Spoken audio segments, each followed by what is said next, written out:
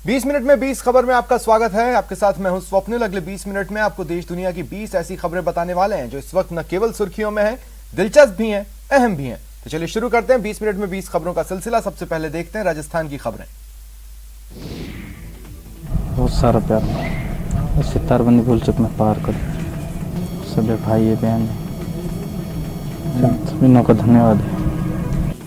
भर्राए गले से बोल नहीं फूट रहे, फिर भी देश का, यहाँ की व्यवस्था का, यहाँ के नागरिकों का आभार व्यक्त करना भागचंद कोली अपना फर्ज समझता है, क्योंकि 2 साल तक अपने मुल्क से ज्यादा हिंदुस्तान में इतना प्यार मिला कि वतन वापसी के दिन उसका गला भर आया। वो बच्चों की तरह जिद करने लगा, यहीं रहने दो, यहाँ सब ठीक है। पाकिस्तान के अमरकोट का रहने वाला भागचंद नाबालिग था जब उसने भारत पाकिस्तान अंतर्राष्ट्रीय सरहद को पार कर भारत की सीमा में घुस आया था। बॉर्डर पार करने पर उसे बीएसएफ ने पकड़ लिया। फिर एजेंसियों की पूछताछ के बाद इसे बाड़मेर के बाल सुधार गृह में रखा गया। तमाम कानूनी प्रक्रियाओं में वो 2 साल तक बाड़मेर के किशोर संप्रेषण गृह में रहा। अब जब 2 साल बाद उसकी वतन वापसी हो रही है तो घर जाने से पहले वो रो कर ये बोलता है, यहीं रहने दो, यहाँ सब कुछ ठीक है।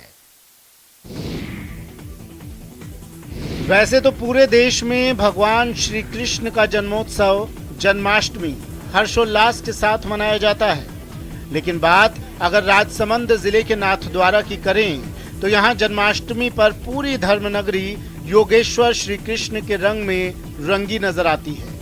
देश भर से लाखों श्रद्धालु यहाँ अपने आराध्य के दर्शन और पूजन अर्चन के लिए पहुँचते हैं। 21 तोपों की सलामी देखते हैं, लेकिन इस बार कोरोना गाइडलाइन के चलते श्रद्धालु पंचामृत स्नान और नंद महोत्सव के दर्शन नहीं कर पाएंगे। गौरतलब है कि नाथद्वारा में स्थित प्रभु श्रीनाथ जी की नगरी में जन्माष्टमी का त्योहार 30 अगस्त को हर्षोल्लास से मनाया जाएगा। वहीं 31 अगस्त को नंद महोत्सव पूरी श्रद्धा के साथ मनाया जाएगा। आपको बताते चलें कि जन्माष्टमी पर 500 साल पुराने इस मंदिर में 21 तोपों की सलामी दी जाती है।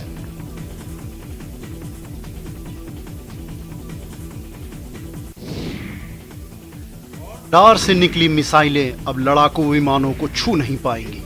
डीआरडीओ की जोधपुर स्थित प्रयोगशाला के वैज्ञानिकों ने एयरफोर्स के फाइटर विमानों को दुश्मन के रडार से बचाने के लिए खास स्वदेशी तकनीक तैयार की है। इसे विशेष मेटल फाइबर से तैयार किया गया है। इस चैफ के जरिए विमान दुश्मन के रडार को चकमा देने में कामयाब हो, जिससे रडार बेस्ड मिसाइल विमान को ट्रैक नहीं कर सकेगी। आत्मनिर्भर भारत अभियान के तहत इस तकनीक को 2 स्वदेशी कंपनियों को ट्रांसफर किया गया है। एयरफोर्स इन कंपनियों को सीधे ऑर्डर देगा।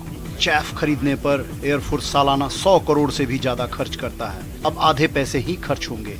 अभी ये एयरफोर्स के जगुआर विमान में उपयोग में आएगा। डीआरडीओ के डायरेक्टर रविंद्र कुमार ने बताया, हमने इसे विकसित करने के लिए 4 वर्ष की समय सीमा तय की थी, लेकिन हमारी टीम ने इसे सिर्फ 2.5 वर्ष में ही तैयार कर दिया। जैसे ही पायलट को पता पड़ता है कि उसका एयरक्राफ्ट पर कोई मिसाइल लॉक है, कोई मिसाइल उसका पीछा कर रही है, उसको इंडिकेशन आता है। और अब देख लेते हैं कुछ अन्य राज्यों की खबरें। घटना घटी थी कि 3 लड़का था जी और एक कस्टमर था और यहीं का रहने वाला था जी, और अपने बदखत करने लगा था और करते करते अपने में नैनन पिस्टल निकाला और उन्होंने में फायरिंग शुरू करने लगा। बिहार के बिहटा में अपराधियों का मनोबल बढ़ता जा रहा है और पुलिस का इकबाल समाप्त होता दिखाई दे रहा है। यही वजह है कि थाना के नजदीक ही गोलीबारी कर अपराधी पुलिस को मुंह चिढ़ाते नजर आए। इसमें एक युवक को गोली भी लगी है और पुलिस ने 3 खोखा भी बरामद किया है। आपको बता दें कि बिहटा थाना से महज 100 मीटर की दूरी पर बिहटा शिवाला मार्ग के श्रीरामपुर सूर्य मंदिर के पास सर्वोदय डेयरी दुकान पर अज्ञात बाइक सवार अपराधियों ने गोलियां चला दी, जिसमें एक युवक घायल हो गया। उसे निजी नर्सिंग होम में एडमिट कराया गया है। घटना के बाद इलाके में दहशत का माहौल है। बताया जाता है कि 2 युवकों में बहस हुई और उसके बाद इलाका फायरिंग से दहल गया। मौके वारदात से पुलिस ने 3 कारतूस के खोखे बरामद किए हैं। अपराधियों ने गोलियां बरसाई, जिसमें दुकानदार बाल बाल बच गया। वहीं अपराधी फायरिंग करने के बाद आराम से फरार हो गए। उत्तर प्रदेश के अमरोहा से चौंकाने वाली तस्वीरें सामने आई, जहां अपने दोस्त से मिलने पहुंचे लड़के की उसके घर वालों ने पिटाई कर दी। हंगामा तब शुरू हुआ जब वो अपने दोस्त से मिलने रात के अंधेरे में उसके घर पहुंच गया। तभी प्रेमिका के परिवार के लोगों की नजर उस पर पड़ गई। उन्होंने उस लड़के को एक कमरे में कैद कर लिया और उससे मारपीट करने लगे। किसी ने हाथ में डंडा उठा लिया तो किसी ने अपने हाथों को ही हथियार बना लिया। उस लड़के को खूब मारा गया, जमकर थप्पड़ जड़े गए। शायद ही उस परिवार का ऐसा कोई शख्स बचा होगा जिसने उस लड़के की पिटाई नहीं की। घर की महिलाएं भी उससे उलझ गई। जब इतने से भी उनका मन नहीं भरा तो उन्होंने उस लड़के के बाल भी काट दिए। बाद में इस घटना का वीडियो सोशल मीडिया पर वायरल हो गया। करीने से कतार में खड़ी की गई मोटरसाइकिलें, लेकिन तस्वीरें किसी पार्किंग स्लॉट नहीं है। एमपी की नरसिंहपुर पुलिस ने प्रदेश के कई जिलों में बाइक चोरी की वारदात को अंजाम देने वाले 4 शातिरों को गिरफ्तार किया है और उनके कब्जे से करीब 15 लाख कीमत की 20 बाइक जब्त की गई है। दरअसल जिले में बाइक चोरी की बढ़ती घटनाओं के मद्देनजर पुलिस अधीक्षक ने विभिन्न थाना क्षेत्रों में विशेष पुलिस टीमों का गठन किया था। थाना गाडरवारा पुलिस की टीम को मुखबिर के जरिए सूचना मिली कि ग्राम अंजनसरा वेयर हाउस के पास 4 व्यक्ति संदिग्ध स्थिति में घूम रहे हैं, जो संभवतः बाइक बेचने के फिराक में हैं, जिस पर पुलिस ने मौके पर घेराबंदी की। घेराबंदी के दौरान 4 व्यक्ति दिखाई दिए जो पुलिस को देखकर भागने लगे। पुलिस टीम ने आरोपियों को पीछा कर राहगीरों की मदद से उन चारों को दबोच लिया और 4 बाइक जब्त कर उनसे पुलिस थाने में पूछताछ की गई। पूछताछ में आरोपियों ने बताया कि उन्होंने प्रदेश के सागर, जबलपुर, रायसेन में चोरी की वारदात को अंजाम दिया। उनकी निशानदेही पर पुलिस ने 20 बाइक जब्त की है। सड़क पर खड़ा उत्तर प्रदेश के नंबर का मिनी ट्रक और शराब से भरे 266 कार्टन। तस्वीरें बिहार से आई हैं। बाढ़ अनुमंडल के सालिमपुर थाना अंतर्गत पटना से आने वाली 4 लेन सड़क पर पुलिस ने शराब तस्करों के खिलाफ कार्रवाई की, जिसमें 2 तस्कर पुलिस के हत्थे चढ़ गए। एसडीपीओ मनोज कुमार से मिली जानकारी के मुताबिक गुप्त सूचना मिलने पर एक टीम बनाते हुए 4 लेन पर ट्रक की घेराबंदी की गई थी। ट्रक में मुर्गियों के दाने और चोकर के बोरे रखे गए थे। पुलिस के पास खबर पक्की थी, इसलिए पुलिस ट्रक का कोना कोना खंगालने में जुटी। जांच में भारी मात्रा में शराब बरामद हुआ, जिसकी कीमत लाखों रुपए बताई जा रही है। ऐसा माना जा रहा है कि बिहार में पंचायत चुनाव की घोषणा होने के बाद शराब की मांग बढ़ जाएगी। वैसे सच तो ये है कि बिहार में शराबबंदी के बाद भी शराब की खेप पहुंचाने का सिलसिला बदस्तूर जारी है। कारोबारी हर रोज ट्रेन, बस और पैदल शराब पहुंचा रहे हैं। इस काम में कई गिरोह जुटे हैं। रैकेट के सदस्य एक दूसरे से संपर्क कर निर्धारित स्थानों पर शराब पहुंचाते हैं। काम देर से हो लेकिन दुरुस्त हो, लेकिन बिहार के नालंदा में ऐसा नहीं हो रहा। जी हाँ, सिलाव प्रखंड के नानंद पंचायत में विकास कार्य के नाम पर खानापूर्ति की जा रही है। कहीं भी गुणवत्ता का ध्यान नहीं रखा जा रहा है। आपको बता दें कि इस पंचायत में जो पीसीसी ढलाई, गली गली, नल जल योजना काम कराया गया वो बेहद घटिया स्तर का है। इतना ही नहीं, नल जल योजना की पाइप तो बिछा दी गई, लेकिन गहराई में नहीं होने के कारण पाइप सड़कों पर भी दिखाई दे रही है। सबसे चौंकाने वाली बात यह है कि राज्य में आचार संहिता लागू हो गई है, उसके बाद भी नानंद पंचायत के वार्ड नंबर 4 में गली का विकास करने के लिए पीसीसी ढलाई का काम शुरू कराया गया है, लेकिन गिट्टी सीमेंट कम देने के साथ साथ मिट्टी युक्त बालू इस्तेमाल किया जा रहा था। इसके साथ ही 6 इंच की जगह महज 1 से 1.5 इंच मोटी सड़क की ढलाई की जा रही थी। कुल मिलाकर इस पंचायत में विकास के नाम पर सिर्फ लूट खसोट हुई है। बिहार में पंचायत चुनाव की घोषणा होते ही प्रत्याशी जी जान लगाकर वोटरों को रिझाने में जुट गए हैं, मगर कुछ पंचायत में ऐसे भी लोग हैं जो इस बार वर्तमान मुखिया को सबक सिखाने के मूड में हैं, क्योंकि जो वादे किए गए थे वो 5 साल में पूरे नहीं हो सके। तस्वीरें नवादा सदर प्रखंड के महुली पंचायत की है, जहां वैसे तो विकास के कई काम दिखते हैं, मगर इसी पंचायत के वार्ड नंबर 10 में विकास लोगों से काफी दूर है। यहाँ आज भी बुनियादी सुविधाओं की कमी बनी हुई है। बिजली और पानी तो गांव में पहुंच गए, मगर नली और गली इस पूरे गांव में एक बड़ी समस्या है। बरसात में लोग आज भी पानी पार करते हुए अपने घर जाने को मजबूर हैं। वहीं नाली नहीं रहने के कारण गंदा पानी पूरे गांव में बहता रहता है। मजबूरन कई लोगों ने अपने खर्चे से नाली का निर्माण कराया, मगर जो आर्थिक रूप से कमजोर है वो आज भी इस समस्या से जूझ रहे हैं। नाली के पानी गांव में बहने के कारण कई प्रकार की बीमारियां पैदा हो रही है। करप्शन पर हल्ला बोल की ये तस्वीरें यूपी के मुरादाबाद से आई हैं। आम आदमी पार्टी ने जल जीवन में भ्रष्टाचार के आरोपों को लेकर जोरदार प्रदर्शन किया। आप कार्यकर्ताओं ने कलेक्ट्रेट पर योगी सरकार के खिलाफ मटका फोड़ प्रदर्शन किया। आप कार्यकर्ता प्रदेश अल्पसंख्यक प्रकोष्ठ के अध्यक्ष शकील मलिक के नेतृत्व में गौतम बुद्ध नगर कलेक्ट्रेट पर जुटे थे। आपने प्रदर्शन कर अधिकारी को ज्ञापन सौंप पूरे प्रकरण की सीबीआई जाँच कराने की मांग की।